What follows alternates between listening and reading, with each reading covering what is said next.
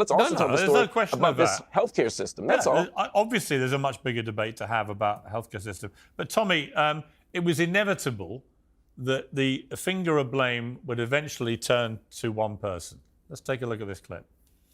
Don't you think this is a systemic problem that's coming from the top? Look what Trump tweets or whatever it's called, false social. It's called truth. Yeah. Yes. But you know, there's the stuff that comes out of his mouth is exactly this kind of stuff, and he allows it. And people, I noticed in 2016, wow, people are behaving differently. It was Donald Trump's fault, Tommy, that this lunatic, I'll call him a deranged lunatic, even though we have no idea if he was, but we do know that he believes violence was the answer, because he said that in his little manifesto that was found on him. Tommy, it was Donald Trump's fault that this deranged lunatic executed the healthcare executive. Nobody else, Trump.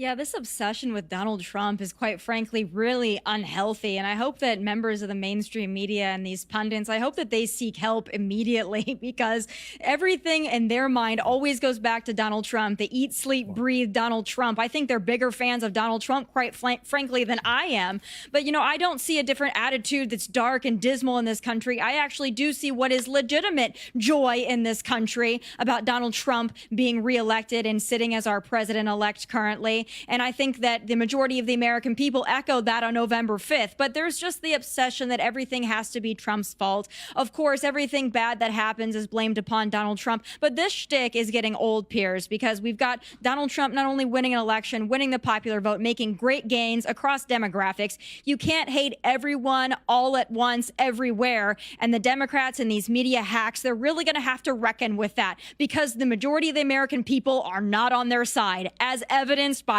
a historic election.